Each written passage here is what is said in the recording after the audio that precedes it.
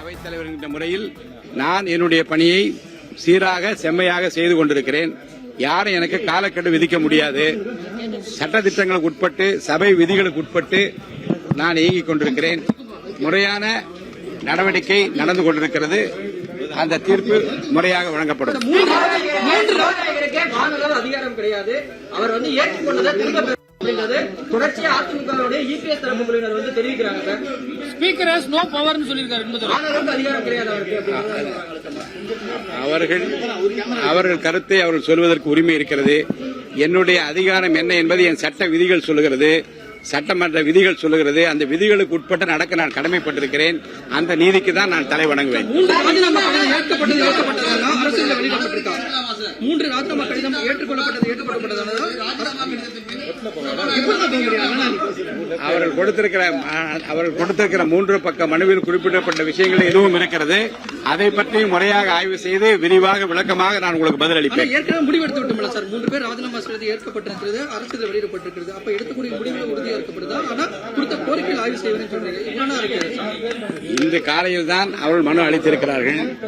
அந்த மனு என்னுடைய ஆய்வில் உள்ளது.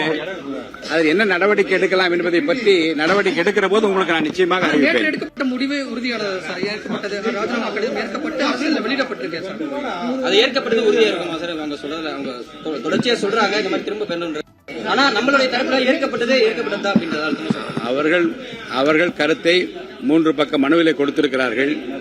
நான் சட்ட முறைப்படியும் சட்டமன்ற விதிகளின்படியும் நடந்து கொண்டிருக்கிறேன். என்னுடைய முடிவுதான் இறுதியானது.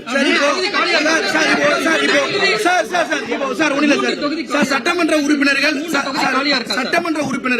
ராஜினாமா செய்வதற்கு சட்டப்பேரவை விதி என்ன சார்?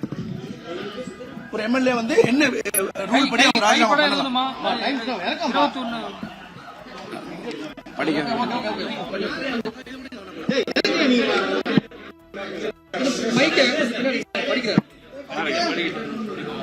பேரவை உறுப்பினர்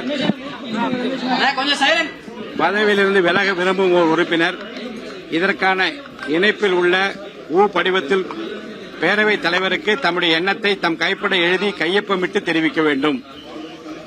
பேரவைத் தலைவர் ஒரு உறுப்பினரது பதவி விலகல் ஏற்றவுடன் அச்செய்தியை தகவல் நாளிலும் அரசிதழிலும் கூடிய விரைவில் வெளியிட வேண்டும். அப்படிதான் நேற்றே வந்து அவர் ராஜினாமா ஏற்கப்பட்டதுடன் அரசிதழில் அதை உடனே மாலையே வெளியிட்டிருக்கிறோம். முறைப்படி நேற்று அந்த 3 பேர் ராஜினாவும் அறிவிக்கப்பட்டிருக்கிறது. என்ன சொல்றாருன்னா, நீங்க பிரஸ் மீட் பார்க்கும்போது வந்து அபிஷியலா வரல, எப்ப நோட்டிபிகேஷன் வந்ததோ அப்பதான் முறைப்படி ராஜினாமா என்ற ஒரு வாதத்தை வைத்திருக்காரு வெளியே. அவர்கள் என்ன வாதத்தை வேண்டுமானால் வெளியில வைக்கலாம். நான் சபை விதிகளுக்கு உட்பட்டு தான் நடந்து கொண்டிருக்கிறேன். அதை மீறி செய்வதற்கு எனக்கு எந்த அதிகாரம் இல்லை. எனக்கு கொடுக்கப்பட்டிருக்கிற அதிகாரத்துக்கு உட்பட்டு நான் நடந்து கொண்டிருக்கிறேன். 21 நாள்ல சட்டமன்ற உறுப்பினர்கள் தங்கள் போட்டியிட்டு வெற்றி பெற்ற தொகுதியிலிருந்து தொடர்ந்து வந்து இந்த மாதிரி வந்து ராஜினாமா கொடுக்கிறது ஒரு சபாநாயகர் அவருடைய சொந்த விருப்பத்தை பொறுத்து. அது என்னுடைய ஆளுகைக்கோ என்னுடைய யோசனைக்கோ அல்லது என்னுடைய தகவலுக்கோ அல்ல. அவர்கள் விருப்பப்பட்டு வந்து ராஜினாமா கடிதத்தை கொடுத்தால் அது முறையாக இருக்கிறதா என்பதை பார்ப்பதா என்னுடைய வேலை. சட்ட விதிகள் உட்பட்டு அந்த ராஜினாமா கடிதம் இருந்தால் அதை ஏற்றுக்கொள்வது என்னுடைய வேலை. என்னுடைய பணியை நான் செய்திருக்கிறேன். விமர்சனத்துக்கு ஸ்பீக்கரா சபாநாயகர் இல்லை, அதை பற்றியெல்லாம் எந்த கருத்து நான் சொல்ல விரும்பவில்லை. என்னை பொறுத்த வரைக்கும் ராஜினாமா கடிதத்தை முறையாக கொடுத்தால் அதை ஏற்றுக்கொள்ள வேண்டியது சட்ட விதிகளின்படி நடந்து கொள்ள வேண்டியது என்னுடைய கடமை. அந்த கடமையை நான் நிறைவாக செய்திருக்கிறேன். உங்களுடைய ஊகங்களுக்கெல்லாம் என்னால் பதில் சொல்ல முடியாது.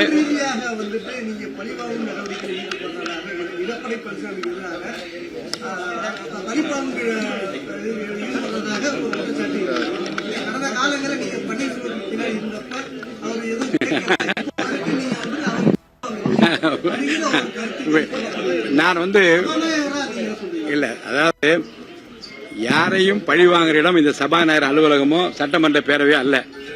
ஒரு உறுப்பினர் தன்னுடைய சுய விருப்பத்தின்படி அவர் கையொப்பமிட்டு ஒரு கடிதத்தை நேரிலே வந்து ராஜினாமா கடிதம் என்று தருகிற போது